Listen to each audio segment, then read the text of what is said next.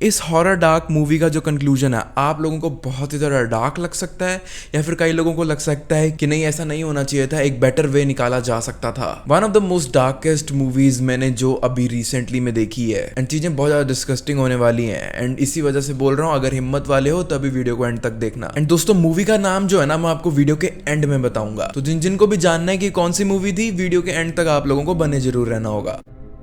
तो hello guys, mount black के एक और नए वीडियो के अंदर आप लोगों का बहुत बहुत स्वागत है। आज की हमारी इस मूवी की शुरुआत होती है एक लड़की को दिखाकर एंड इस लड़की का नाम जेनिफर होता है जो कि पेशे से एक राइटर थी एंड ये अपनी पहली नॉवल लिखने के लिए ट्रेवल कर रही होती है बिकॉज उसे अपनी नॉवल लिखने के लिए एक बहुत शांतिपूर्वक जगह चाहिए थी एंड उसी जगह पर वो जा रही होती है। जेनिफर ने एक बहुत ही नेचर फ्रेंडली जगह पर एक ऐसा कैबिन किराए पर लिया था जहां पर वो बैठकर अपना ये प्रोजेक्ट पूरा करने वाली थी। रास्ते में जेनिफर अपनी गाड़ी में पेट्रोल भराने के लिए एक पेट्रोल पंप पर रुकती है एंड तभी वहां पर वो नोटिस करती है कि दो आदमी लोग जो थे वो कुछ खेल रहे होते हैं, लेकिन वो काफी ज्यादा वियर्ड सा फील करती है बिकॉज जिस चीज से वो खेल रहे थे वो कोई खिलौना नहीं बल्कि एक असली चाकू था। उस जगह पर उस लड़के से बात करते करते जेनिफर काफी ज्यादा उसे ट्रस्ट कर बैठती है जो कि उसकी सबसे बड़ी भूल थी। वो लड़का बहुत प्यार से उससे बातें कर रहा होता है एंड उसे बोल रहा होता है कि तुमने जो कैबिन बुक कराया है ना, it is one of the best things जो तुम कर सकते हो अपने लिए, बहुत ही प्यारी जगह है वो। एंड जेनिफर उससे फिर एग्जैक्ट रास्ता भी पूछती है एंड वो रास्ता भी बता देता है। कैबिन में पहुंचने के बाद में वो बहुत ज्यादा खुश होती है बिकॉज जैसी उसने जगह इमेजिन करी थी बिल्कुल वैसे ही निकलती है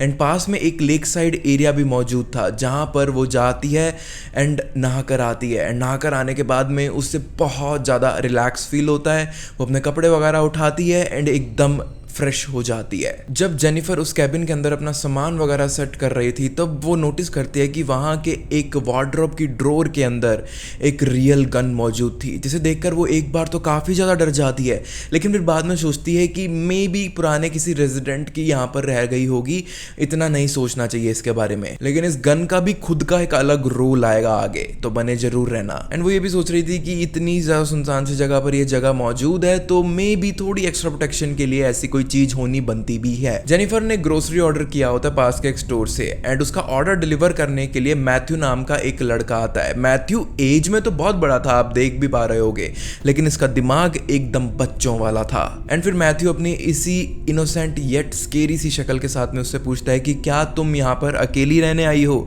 एंड जेनिफर उससे बताती है कि हाँ, मैं यहाँ पर अकेली रहने आई हूँ बिकॉज मुझे अपनी एक नॉवल, एक किताब खत्म करनी है। मैथ्यू उससे बहुत प्यार से बात कर रहा था एंड जेनिफर को वो बहुत ज़्यादा इनोसेंट लग रहा था बिकॉज यहाँ पर मैथ्यू से पहली बार जब वो मिली थी तो कहीं पर भी ऐसा नहीं लग रहा था कि ये भी एक नंबर का, जो भी निकलेगा आपको बाद में पता लगी जाएगा। लेकिन अभी के लिए जेनिफर मैथ्यू से हाथ मिला लेती है बिकॉज वो दोस्ती का हाथ खुद बढ़ा रहा था उसके आगे एंड इसी के चलते वो उसे एक बहुत अच्छी सी टिप भी देती है अपनी सर्विसेज के लिए। मैथ्यू वापस आकर अपने दोस्तों से मिलता है जो कि कौन लोग थे, वो ही लड़के जो जेनिफर को गैस स्टेशन के ऊपर मिले थे एंड इनके नाम थे स्टैनली एंड एंडी। ओके, मैं बोल रहा था ना किसी की शक्ल पे नहीं जाना चाहिए। मैथ्यू अपने दोस्तों से डिस्कस करते हुए बोल रहा था कि वो लड़की मैंने अच्छे से देखी, उसका शरीर भी मैंने अच्छे से देखा एंड मैं उसका शरीर पाना चाहता हूँ। रात का एक सीन दिखाया जाता है जहां पर ये सारे लड़के आपस में लड़कों वाली बातें कर रहे होते हैं, लड़कियों के बारे में बातें कर रहे होते हैं एंड फिर अचानक से बातें करते करते ये सारे लोग आपस में मास्टरबेट करना शुरू कर देते हैं एंड वो जो तीनों दोस्त थे मैथ्यूज के, वो मैथ्यूज पर बहुत ज्यादा हंसना शुरू कर देते हैं बिकॉज वो इतनी ज्यादा उम्र होने के बावजूद भी अभी तक एक वर्जिन था। एंड लास्ट मोमेंट पर जाते जाते ये सारे प्लान बनाते हैं कि जेनिफर सबको इतनी ज्यादा पसंद आ ही गई है तो क्यों ना इससे मिलकर आया जाए। तो अगले दिन ये सारे उससे मिलने का एक प्लान बनाते हैं, उसे परेशान करने का एक प्लान बनाते हैं। परेशान करने तक भी चीजें ठीक लगती लेकिन चीजें बहुत ज्यादा डार्क होती हुई हमें नजर आने लगेंगी। वो बेचारी आराम से अपनी नॉवल पूरी करने का कोशिश कर रही थी लेकिन उतने में ही उसके पास में मौजूद लेक के अंदर वो अपनी बोट को काफी ज्यादा इधर उधर घुमाना शुरू कर देते हैं जिसकी वजह से बहुत ज्यादा आवाज हो रही थी एंड जेनिफर फोकस नहीं कर पा रही थी अपने काम पर। तो उनसे परेशान होकर वो एक बार के लिए उठकर अपने कैबिन के अंदर चली जाती है। इसी रात को जब वापस से जेनिफर अपने काम के अंदर बैठी होती है तो वो सारे लड़के उसके घर के बाहर आकर अजीब सा चिल्लाना शुरू कर देते हैं जिससे परेशान होकर जेनी बाहर आकर देखती है एंड तब तक उसे कोई भी देखने को नहीं मिलता। जेनिफर उनकी इस हरकत से बहुत ज़्यादा परेशान हो रही थी एंड वो अपना काम बहुत शांति से करना चाहती थी, लेकिन ये लड़के उन्हें बिल्कुल भी करने नहीं दे रहे थे। अगले दिन भी ये सिलसिला जारी रहता है। जब वो अपने बोर्ड पर आराम कर रही होती है एंड अपनी नॉवल के बारे में चीज़ें सोच रही थी, तब वो वापस अपनी बोर्ड लेकर आते हैं एंड उसके आसपास में गोल गोल चक्कर काटना शुरू कर देते हैं, जिसकी वजह से ऑब्वियसली वो बहुत ज़्यादा परेशान भी हो रही थी। लेकिन अब चीज़ें डार्क होना शुरू हो जाएंगी, तो थोड़ी हिम्मत जरूर रखना सुनने के लिए। वो जो लड़के लोग थे वो जेनिफर की बोट पर एक रस्सी बांध कर उसे अपनी बोट की पावर से खींचना शुरू कर देते हैं एंड एक बहुत घने जंगल वाली साइड में लेकर चले जाते हैं। जेनिफर बेचारी अकेली उन सब से लड़ने की कोशिश तो कर रही थी, लेकिन वो लोग बहुत ज़्यादा हावी हो रहे थे उसके ऊपर। ये देखकर जेनिफर वहाँ से भागने की कोशिश तो करती है, लेकिन फिर अचानक से भागते भागते उसके जस्ट सामने जोनी नाम का एक लड़का आ जाता है, जो उसे पकड़कर उसे थप्पड़ मारकर वहीं पर गिरा देता है। एंड यहाँ पर अब जो ये तीनों लोग मौजूद थे अब अपनी प्लानिंग को शुरू कर देते हैं एंड सबसे पहले जेनिफर के कपड़े फाड़ कर उसे बहुत ज़्यादा जख्मी भी कर देते हैं। एंड फिर बाद में हमें पता लगता है कि मैथ्यू भी, वो चौथा दोस्त भी इस सीन के अंदर मौजूद था एंड ये सारे तीनों जो दोस्त थे ये मैथ्यू को आवाज मार के बुलाने लगते हैं कि फटाफट जल्दी आ जा, हमने तेरे लिए इंतजाम कर दिया है, तेरे को इसके साथ वो सब करना है जो तूने अभी तक नहीं करा है। वो उसे समझा रहे थे ये सारी फालतू बातें, लेकिन मैथ्यूज जैसे ही जेनिफर की ऐसी हालत देखता है, उसे इतना ज़्यादा जख्मी देखता है, तो वो एक बार डर जाता है एंड बोलता है कि मैं इसके ऐसी हालत के दौरान इसे छूऊंगा भी नहीं। ये देख के जॉनी मैथ्यू को बहुत ज़्यादा गालियाँ देना शुरू कर देता है एंड खुद गुस्से में आकर जेनिफर के साथ में बहुत खराब चीज करना शुरू कर देता है। ये सब हरकतें करने के बाद में एक बार के लिए जेनिफर को जाने देते हैं एंड बेचारी बहुत ज़्यादा दर्द में थी बिकॉज बहुत ज़बरदस्ती उसके साथ में चीज़ें करी गई। एंड फिर अचानक से समहाउ इन सब का वापस से मूड बनता है कि नहीं, हमें इसे जाने नहीं देना चाहिए एंड इस बेचारी के साथ में वापस वो ही सब हरकतें करना ये लोग शुरू कर देते हैं। इन लोगों का मन बिल्कुल भी नहीं भरा था, इनकी आंखों में दिख रहा था, लेकिन जेनिफर बोलती है कि अब बहुत हो गया है तुम लोगों का, अब तुम्हें मेरे को जाने देना होगा। लेकिन जेनिफर की ये बात सुन के और लड़कों को बहुत ज्यादा गुस्सा आ जाता है एंड फिर एंडी जो है उसे एक पत्थर की तरफ ले जाता है एंड जॉनी एंड उनका एक और दोस्त उसके हाथ और पैर पकड़े हुए थे एंड उसे इस तरीके से उस पत्थर पर लगा देता है कि वो उसके साथ में ये सब चीजें करे। एंड एंडी जब उसके साथ में फोर्सफुली एनल सेक्स कर रहा था, तब जेनिफर की चीखें सुन के, मैं लिटरली बता रहा हूँ आप लोगों को गाइस, जेनिफर की चीखें सुन के I almost teared up because it felt so real. The acting was so good and यहाँ पर बहुत अच्छे से जेनिफर का दर्द हमें समझ आ जाता है मूवी के अंदर।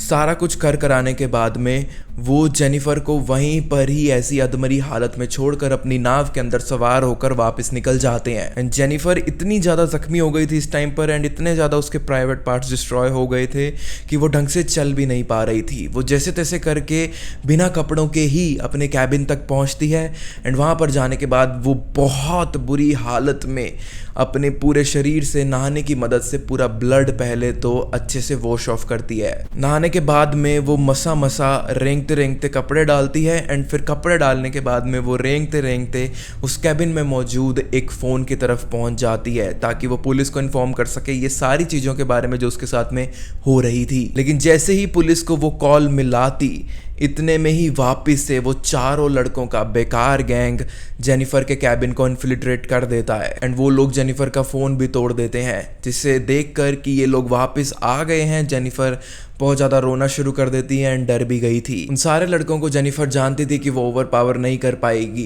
तो इसलिए वो उन सबको बोलती है कि मैं पुलिस को कुछ भी नहीं बताऊंगी अगर तुम मेरे साथ में अब कुछ भी नहीं करोगे एंड मेरे को हमेशा के लिए अकेला छोड़ दोगे तो। लेकिन ये लड़के जो एक इकलौती शर्ट उसने इतनी मुश्किल से डाली थी इतने दर्द वाली हालत में, उसे भी फाड़ देते हैं एंड उसकी नेकेड बॉडी को मैथ्यूज के सामने रख कर उसे बहुत ज़्यादा ऐसे मोटिवेट करना शुरू कर देते हैं कि जाकर इसके साथ में वो चीज़ कर जो तू इतने सालों से नहीं कर पाया है। एंड मैथ्यूज़ भी जोश में आकर जेनिफर के साथ में वो हरकत करना शुरू कर देता है जो कि मैंने एक्सपेक्ट करा था कि एटलीस्ट एक जना तो इसमें से ऐसा होगा जो जेनिफर की दर्द को समझेगा, लेकिन मैथ्यूज़ भी नहीं समझ पाया। मैथ्यूज़ करते करते उसकी आंखों में देख लेता है एंड उसकी आंखों में बहुत ज़्यादा दर्द था, ऑब्वियस सी बात है। एंड यही दर्द देखकर मैथ्यूज़ एक बार के लिए रुक जाता है एंड वो वापस से बिल्कुल भी टर्न ऑन नहीं हो पा रहा था जेनिफर की ऐसी हालत देखकर, एंड वो वापस से अपने कपड़े भी डाल लेता है। इस बात पर मैथ्यूज़ के बाकी तीनों दोस्त उसका बहुत ज़्यादा मजाक उड़ाते हैं कि क्या एक नंबर का डरपोक और नामर्द आदमी है। एंड जेनिफर स्टैनली की आंखों में डरते डरते बोल रही थी कि प्लीज मेरे को जाने दे, अब मैं और दर्द बर्दाश्त नहीं कर सकती, प्लीज मेरे को जाने दो। स्टैनली उसकी ये बातें सुनकर बहुत ज्यादा गुस्से में आ जाता है, उसकी एक भी बात नहीं सुनता एंड एक बियर की खाली बोतल उसके सर पर दे मारता है, जिसके बाद में वो बेहोश हो जाती है। एंड उस बेहोशी की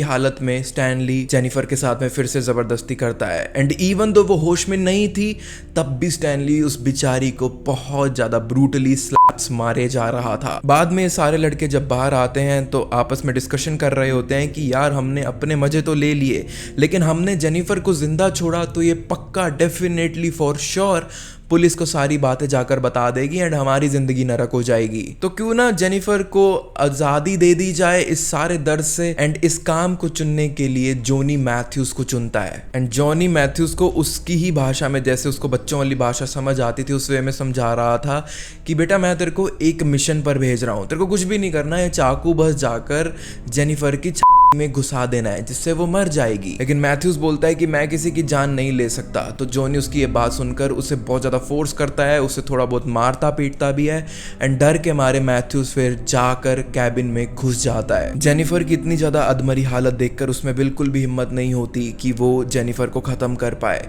इवन तो उसने ट्राई करा एक दो बार कि वो उसकी छाती में चाकू घोंप कर कहानी खत्म कर दे, लेकिन वो नहीं कर पाता। एंड उसके मुंह से जो इतना ज्यादा खून आ रहा था बिकॉज एंडी ने इतने ज़्यादा उसके स्लैप्स मारे थे एंड बियर बोतल मारी थी, उसी ब्लड को वो चाकू पर लगाकर बोलता है, बाकी सबको जाकर दिखाता है कि मैंने जेनिफर को मार दिया है। मैथ्यूज जेनिफर को जिंदा छोड़कर वापस आकर अपने दोस्तों को बोलता है कि मैंने उसे मार दिया है और अब यहाँ से अब अच्छे से जा सकते हैं। वो बेसिकली झूठ बोलता है अपने दोस्तों से। जब जेनिफर को होश आता है तो वो अपने आप को संभालती है। बेचारी बहुत बुरी तरीके से शेक करे जा रही थी हर जगह से एंड वो फिर अपने साथ में एक मेडिकल किट लेकर आई होती है जिसमें से बहुत सारी चीजें अप्लाई करके अपने आप को वो हील करने की भी कोशिश कर रही होती है। इस हादसे में आकर वो सदमे में आ जाती है एंड उसे पता था कि पुलिस के पास जाकर कुछ भी नहीं होने वाला, इसलिए वो चीजें अपने हाथ में ले लेती है। एंड याद है वीडियो की स्टार्टिंग में मैंने आपको क्या बोला था कि अब जो चीजें होंगी वो शायद आप में से बहुत सारे लोगों के लिए बहुत सेटिस्फैक्टरी हो सकती है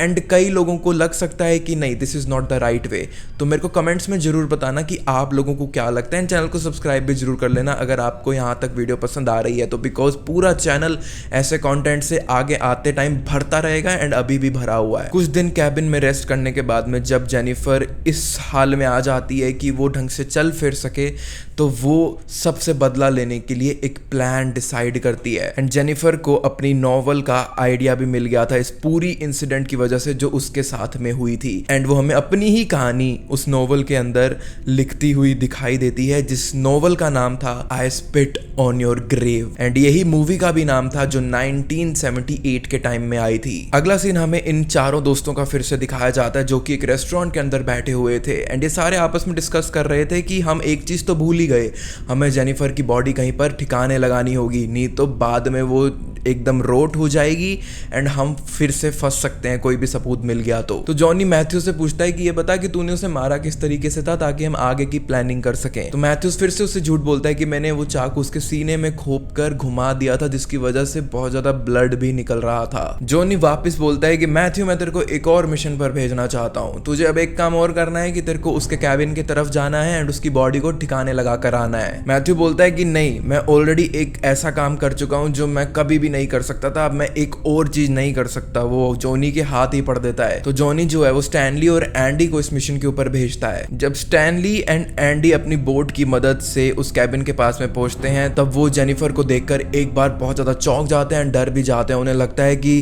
पहले तो कि उससे जेनिफर का भूत दिखाई दे रहा है, लेकिन फिर बाद में उसे पता लगता है कि जेनिफर तो एकदम सही सलामत है, एकदम जिंदा है। ये नजारा देखकर ऑब्वियसली वो समझ गए थे कि मैथ्यूज ने उन्हें झूठ बोला था एंड वो अपनी नाव नहीं रोकते एंड वापस मुड़ जाते हैं। ये तीनों फिर बाद में मिलकर जॉनी, स्टैनली एंड एंडी वो मैथ्यूज को बहुत ज्यादा मारना शुरू कर देते हैं बिकॉज तेरी इस एक गलती की वजह से अब हम जेल जा सकते हैं, ऐसा उन सबका कहना था। जेनिफर के दिमाग में अब बहुत ही ज्यादा एक खुरापाती आइडिया चल रहा था कि उनसे बदला कैसे लेना है एंड अपने इस बदले को एग्जीक्यूट करने के लिए अपनी इस पूरी रिवेंज स्टोरी को लिखने से पहले वो चर्च जाती है ताकि वो भगवान के पास में जाकर उन सब के लिए नहीं बल्कि खुद के लिए माफ़ी मांग सके कि जो चीज़ अब वो करने वाली है उसके लिए प्लीज़ गॉड मुझे पहले ही माफ़ कर दो, लेकिन मैं बदला लेना चाहती हूँ अपने लिए। बाद में अपने प्लान को अंजाम देते हुए जेनिफर अब जॉनी के ऊपर नज़र रखना शुरू करती है सबसे पहले एंड एक चीज़ देखकर वो बहुत ज़्यादा शॉक हो गई थी ये जानकर कि जॉनी ऑलरेडी शादीशुदा है और उसके 2 बच्चे भी हैं। बेसिकली जेनिफर सब पर नज़र रख रही थी एंड सबके शेड्यूल नोटिस कर रही थी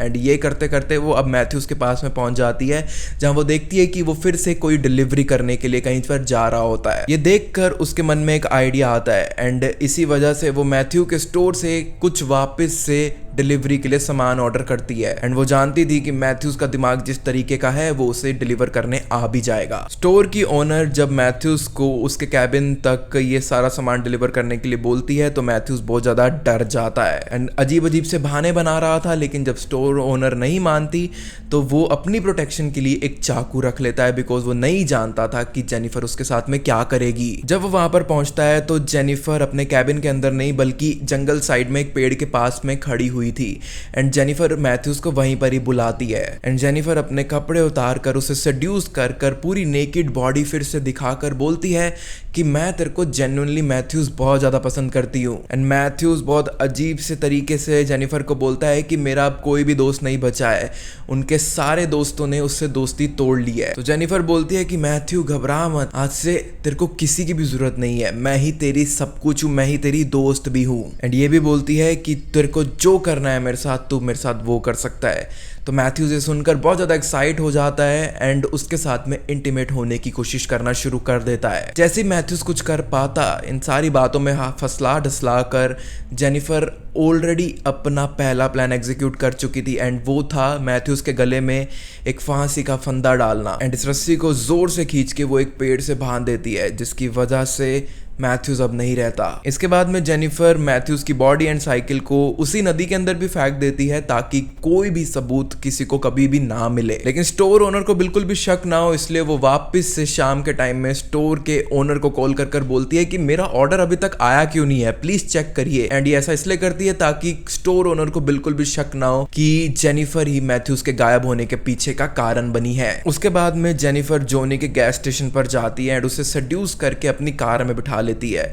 जॉनी सोचता है कि एक बार तो कि इतना ज्यादा परेशान करने के बाद में, इतना ज्यादा टॉर्चर करने के बाद में भी ये लड़की मेरे पास आ रही है तो डेफिनेटली इसे वो तरीके पसंद आए होंगे जिस वे में हमने ट्रीट किया। जेनिफर जॉनी को उसी जंगल साइड वाले एरिया में ले जाती है जहां पर वो उसे लेकर गया था फर्स्ट टाइम जब उसके साथ में उसने जबरदस्ती करी थी। गाड़ी से निकालने के बाद में उसके ऊपर वो ही गन तान देती है जो उसे पहले बार कैबिन में मिली थी। गन तानने के बाद में वो बोलती है कि सारे कपड़े तूने जितने भी पहने हुए हैं सब कुछ उतार दे। वो जॉनी को शूट करने ही वाली थी लेकिन फिर इतने में ही जॉनी जो है अपनी जान बचाने के लिए या फिर किसी भी तरीके के लिए जेनिफर को बहुत ज़्यादा अपनी बातों में बहलाना शुरू कर देता है कि वो कितनी ज़्यादा सुंदर है, कितनी ज़्यादा प्रीटी लड़की है एंड जेनिफर उसकी बातों में नहीं आती। उसको लगता है कि गन से मारकर तो मैं इसे बहुत आसान मौत दे दूंगी, तो वो अपने कैबिन में ले जाता है एंड जेनिफर ऑफर करती है कि वो उसके साथ में अकेले एकदम बिना कपड़ों के नहाना चाहेगी एंड जॉनी तो ऑब्वियसली बिल्कुल मना नहीं करता इस चीज को। जैसे ये दोनों बाथटब के अंदर होते हैं तो जेनिफर मौका मिलते ही जॉनी को टर्न ऑन करना शुरू कर देती है। एंड जैसे ही जॉनी टर्न ऑन होता है वो पास में रखा हुआ एक छुपाया हुआ चाकू उठाती है एंड जॉनी का प्राइवेट पार्ट कट कर देती है। लेकिन यहाँ पर ये भी इतनी ज्यादा डार्क बात नहीं थी। जॉनी को एक बार तो एड्रेलिन के अंदर पता ही नहीं लगता कि उसके साथ में क्या हुआ है, लेकिन जब तक उसे रियलाइज होता बहुत लेट हो चुकी थी। जेनिफर जो है उस बाथटब से निकलती है एंड जॉनी चीखे मारे जा रहा था दर्द के मारे। एंड वो बाथरूम का गेट बंद करके एक कुर्सी पर बैठती है एंड जॉनी की चीखों को म्यूजिक की तरह सुन रही थी एंड बहुत ज्यादा उसे अच्छा लग रहा था। थोड़ी देर में ही बहुत ज्यादा ब्लड लॉस होने की वजह से जॉनी भी अब नहीं रहता एंड उसके बाद में जॉनी की भी बॉडी को वो उसी लेक के अंदर जाकर ठिकाने लगा देती है। इधर स्टैनली एंड एंडी जब अपने दोस्तों को गायब देखते हैं तो काफी ज्यादा शॉक हो रहे थे, नर्वस हो रहे थे। लेकिन कहीं ना कहीं डॉट्स कनेक्ट करते करते स्टैनली एंड एंडी को पता लग गया था कि शायद उनके गायब होने के पीछे का रीजन जेनिफर ही है। तो वो जेनिफर के कैबिन तक वापस अपनी नाव लेकर पहुंच जाते हैं। एंडी जो है वो पहले ही अपनी नाव से उतरकर जंगल साइड में छुप जाता है कुल्हाड़ी लिए हुए, ये देखने के लिए कि कहीं जेनिफर सच में ही तो इन सब चीजों के पीछे नहीं है। एंड स्टैनली जो है वो बोट की मदद से उसकी तरफ आगे बढ़ता जा रहा था। जेनिफर जब स्टैनली को देखती है तो फिर स्टैनली को भी वो सेड्यूस करना शुरू कर देती है एंड उसकी नाव में खुद से आकर उसे किस भी कर देती है, जिसकी वजह से स्टैनली एक बार के लिए हिप्नोटाइज सा हो जाता है। एंड जैसे ही वो उसे काबू करती है अपने इशारों में, वो उसे धक्का देकर पानी में गिरा देती है और उसकी नाव लेकर उसके आसपास वैसे ही गोल चक्कर लगाना शुरू कर देती है जैसे वो लगाया करते थे जब वो इधर आई थी। जेनिफर उसकी नाव चुराकर उसकी तरफ उसे कुचलने के लिए आ ही रही होती है, लेकिन इतने में वो नोटिस करती है कि एंडी जंगल साइड में छुपा बैठा है। तो वो अपनी नाव एक बार उसकी तरफ मोड़कर उसे उस नाव से बहुत ब्रूटली हिट करती है, उसकी एक्स पकड़कर उसी की गर्दन उससे काट देती है। एंड अब सिर्फ बचा था स्टैनली। एंड स्टैनली के पास में वो क्या करती है, वो अपनी नाव की इंजन वाले एरिया को स्टैनली के पास में रोकती है। एंड स्टैनली उससे भीख मांग रहा था जीवन की अपनी, लेकिन फिर वो बोलती है कि क्या जब मैं भीख मांग रही थी तूने सुना था, तूने तो मेरे मुंह पे दारू की बोतल भी फोड़ दी थी। ये सब बातें बोलकर जेनिफर गुस्से में बोट का इंजन शुरू कर देती है एंड बोट के इंजन की ब्लेड्स की वजह से स्टैनली के दोनों टांगे कट जाती हैं, जिसकी वजह से वो तैर नहीं पाता। बहुत ज्यादा ब्लड लॉस की वजह से भी वो उसी नदी के अंदर डूब जाता है। एंड जेनिफर इन 4 लोगों को इतनी ज्यादा ब्रूटली एंड डार्क तरीके से मारकर अपना बदला ले तो लेती है, लेकिन क्या जेनिफर ने यहाँ पर सही किया था या फिर उसे कोई और रास्ता लेना चाहिए था? जेनिफर इतना ज्यादा डिसरिस्पेक्ट करती थी इन लड़कों को कि इस मूवी का नाम ही है I spit on your grave, जो 1978 के टाइम में आई थी। बहुत सारे कमेंट्स चाहिए गाइस मेरे को इस वीडियो के ऊपर, एटलीस्ट 100 कमेंट्स होने चाहिए। आप लोगों की जो भी ओपिनियन है नीचे लिख दो, मैं सारे कमेंट्स पढ़ता हूँ। एंड ऐसा ही और भी कंटेंट एंजॉय करते रहना चाहते हो ना, पूरे YouTube पर आपको इकलौता एक ऐसा चैनल मिलेगा जहां पर इस टाइप की एक्सप्लेनेशंस करी जा रही है मूवीज की। तो चैनल को प्लीज याद से सब्सक्राइब जरूर कर देना एंड बाकी सब आप मेरे पर तो छोड़ ही दो।